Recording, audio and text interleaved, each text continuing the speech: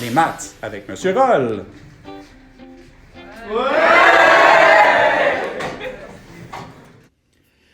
Donc, voici maintenant comment tracer un graphique de la fonction tangente transformée. Première chose, donc, qu'on va regarder pour la fonction tangente transformée, c'est à quoi ressemble notre fonction de base, parce que, évidemment, c'est elle qu'on va transformer. Ici, sur le graphique, première chose à remarquer, parce que d'une asymptote à l'autre, on se rappelle les asymptotes sont à pi sur 2 et moins pi sur 2, ce qui fait qu'en distance totale, la période de la fonction tangente de base, c'est pi. Important parce que ce n'est pas la même période que la fonction sinus ou cosinus. Ensuite de ça, on sait que le hk de la fonction, c'est un point de la fonction dans la fonction tangente et c'est 0, 0.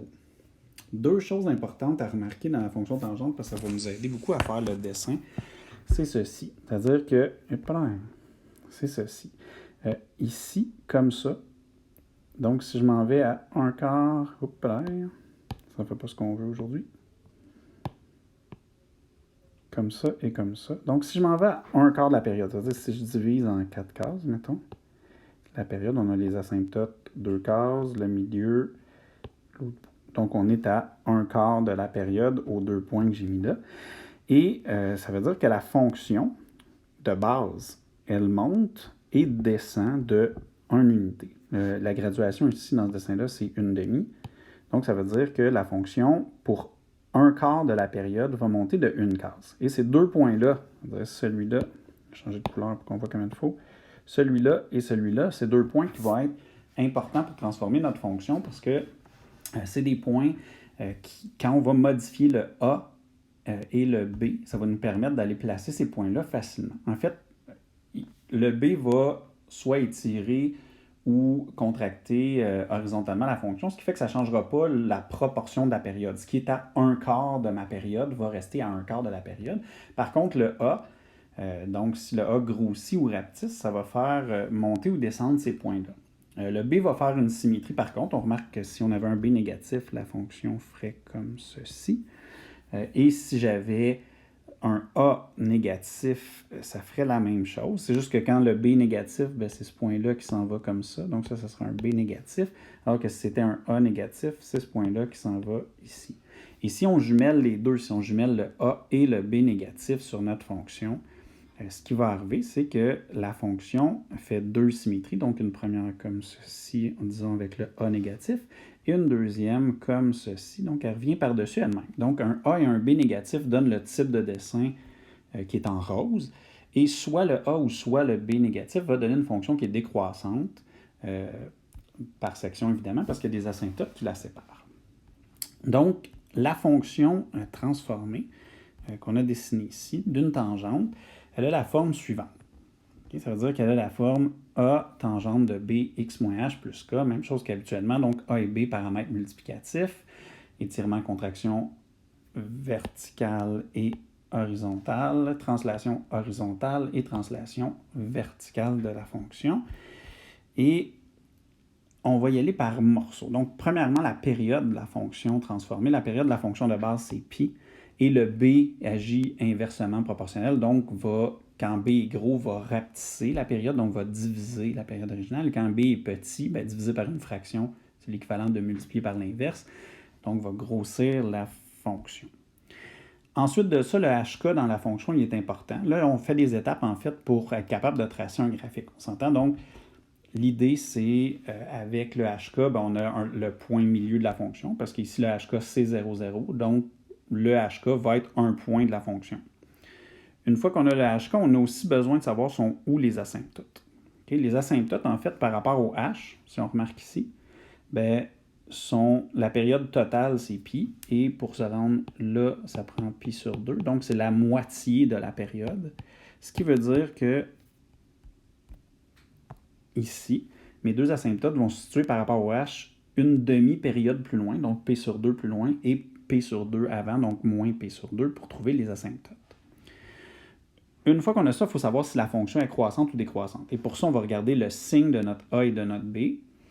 Et dans l'éventualité où j'ai le A et le B de même signe, ça fait le type de dessin qu'on a vu là, c'est-à-dire qu'on vient de voir, avec les asymptotes qui seraient ici, évidemment, et là, qu'on ne fera pas présentement. Et le point qu'on va aller placer, en fait, les deux points pour savoir si elle est croissante ou décroissante, c'est au 1/4 de la période dépassé le H, on va monter du A, et quand on recule par rapport au H, on va descendre du A en valeur absolue. En fait, ça donne le point dont on parlait tantôt qui se trouve au 1/4 de la période. Ça, c'est si A et B ont le même signe. Alors que si A et B ont un signe contraire, bien, la fonction va être décroissante. On a parlé, donc, il y a deux symétries. En fait, pas deux symétries, par contre, une symétrie. Fait que ça peut être une symétrie verticale ou horizontale. Mais ce qui arrive, le résultat pour la fonction, c'est quand même que par rapport au HK qui est ici, les deux points, 1/4 de période plus loin, bien, va descendre de A en valeur absolue ou, si on va avant, va monter de A en valeur absolue. Et ce qui fait que notre fonction, elle a deux formats possibles, soit croissante ou décroissante. Et les deux points qui sont là, on va les placer selon la valeur du A dans notre règle. Dernière chose, il nous faut une graduation pour placer ça. Et là, la graduation, comme habituellement, parce que j'ai asymptote, le HK et ces deux points-là à placer. Et si tu remarques, ça fait 1, 2, 3, 4 cases. Donc, pour 4 cases, on est capable d'aller placer ces points-là. On va y aller avec un exemple concret, ça va devenir plus facile une fois qu'on fait un exemple. Allons-y avec ceci. Donc, trace le graphique de la fonction suivante. Première chose à remarquer, la fonction est en forme canonique.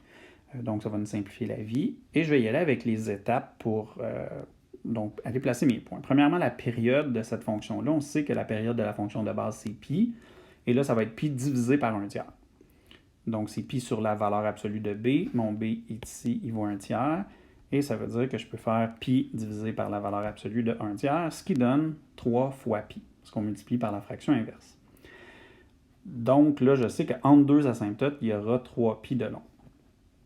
Deuxième chose, le HK de ma fonction, on va le retrouver ici, c'est pi et 2. Donc, ça veut dire que c'est le point pi 2. Ce point-là, le HK, se trouve entre les asymptotes, donc on va aller en même temps dans la même étape, trouver les asymptotes. Et les asymptotes, je reviens ici, c'est toujours le H plus une demi-période ou moins une demi-période. Dans ce cas-ci, la période, c'est 3pi, donc je vais ajouter 3pi sur 2 ou soustraire 3pi sur 2 du H. Ce qui fait, comme résultat, je vais faire la démonstration après de pourquoi, une asymptote qui va être à 5pi sur 2 et l'autre qui est à pi sur 2. Bon, raison de ça, je vais faire avec le calcul. Donc, c'est le H moins la moitié de la période et l'autre asymptote, c'est le H plus la moitié de la période. Donc, ici, on s'entend, je vais enlever ceci.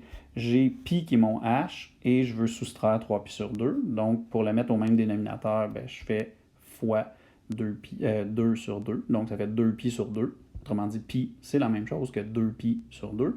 Et 2pi sur 2 moins 3pi sur 2, ça va me donner moins pi sur 2. On va faire le même procédé pour l'autre, c'est-à-dire je prends le x qui est égal au h, donc soit pi plus 3pi sur 2 qui est l'asymptote, en passant le plus 3pi sur 2, c'est pas ce que je voulais faire, le plus 3pi sur 2 qui est ici, c'est ce que j'ajoute qui est la moitié de la période, je te rappelle que ça donne donc 2pi sur 2 plus 3pi sur 2 et ça donne 5pi sur 2.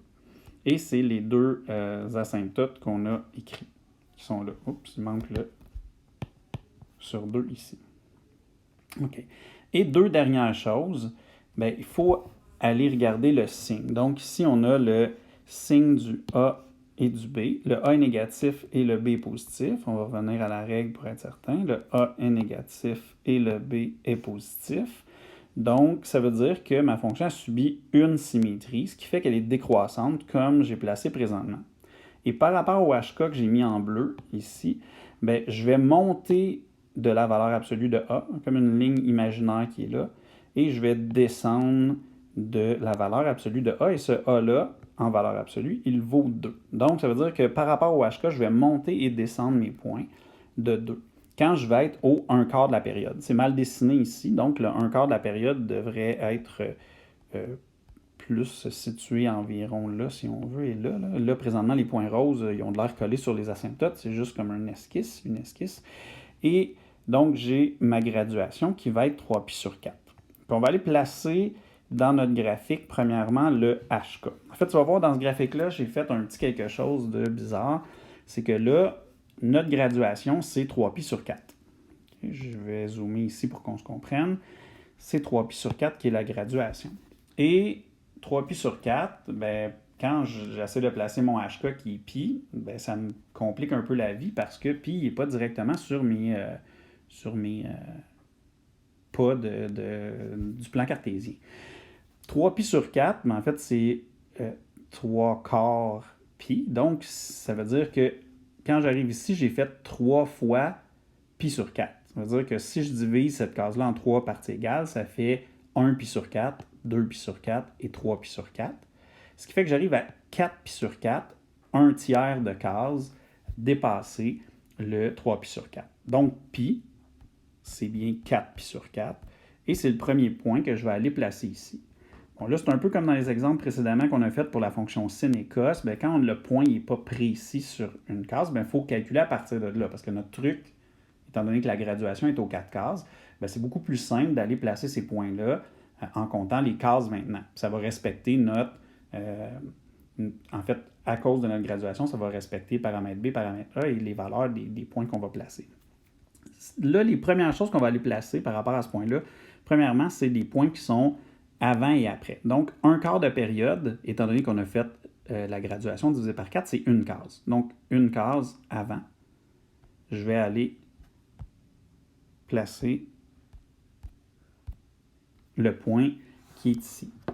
Okay? Et ce point-là, il est au 1 tiers de la case. Donc, une case avant comme ça. Et c'est au 1 tiers de la case. Et je monte de 2 cases. Tu as remarqué que la graduation, c'était 1. Donc, on a dit que le A en valeur absolue était 2.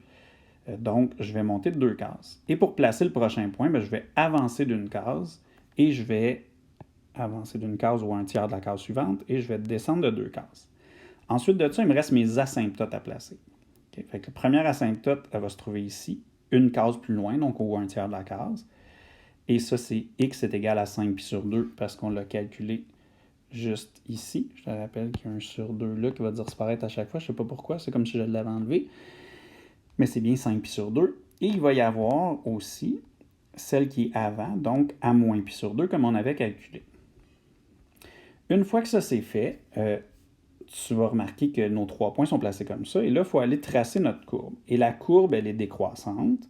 Et une courbe de tangente ressemble à peu près à ceci. Bon, c'est assez dur à dessiner, tu vas voir, c'est un peu bizarre. Petit truc, peut-être, pour ceux qui ont de la difficulté quand tu dessines, c'est plus facile de faire en 2 morceaux, c'est-à-dire un comme ça, puis deuxième morceau comme ça, selon moi. Ben bon, il y a différentes techniques. Essaye de tracer ta courbe, il faut que ça ait l'air d'une tangente. Présentement, tu vas remarquer mon graphique, je l'ai fait comme s'il arrêtait ici et ici, parce que c'est un peu difficile sur l'iPad à dessiner avec ce que j'ai comme outil. Donc, évidemment, on va remplir le graphique quand on veut tracer la courbe complète. Cette courbe-là continue vers le haut et vers le bas. Et une fois que ça c'est fait, bien là, le reste, c'est un peu comme dans la fonction sinus et cosinus, c'est-à-dire on a notre première courbe, ça c'est le premier cycle, donc je peux identifier mon premier cycle. Et à partir de là, bien, c'est juste une recopie des points. Donc, je fais juste aller à toutes les 4 cases pour chacun des points. Il n'y a pas de, comme dans la fonction sin et cos, milieu de la fonction où je vais aux 2 cases. Ici, bien, je vais me déplacer de 4 cases pour toutes. Donc, premièrement, je vais aller placer à toutes les 4 cases d'une asymptote. À partir, je pars de n'importe quelle asymptote, je compte 4 cases, j'en fais une nouvelle, je compte 4 cases, j'en fais une nouvelle, etc. Une fois que ça c'est fait, bien, je prends les points. Là, à toutes les 4 cases, tu as remarqué, je l'ai fait par morceaux ici. Donc, à toutes les 4 cases, je vais placer le point qui était celui-là que je viens de déplacer. Okay. Et après ça, bien, on place les autres points, soit le point du centre à toutes les 4 cases et le point du haut à toutes les 4 cases. Et après ça, il nous reste simplement à tracer notre fonction. Et c'est ce qui donne notre fonction tangente. Donc, ça conclut la fonction tangente. Je ne ferai pas d'autres exemples ici parce que une fois qu'on en a fait un, ça devrait être pas pire pour faire les suivants. C'est ça. Hey, avoue qu'on est bien maintenant qu'on a compris. Ha ha!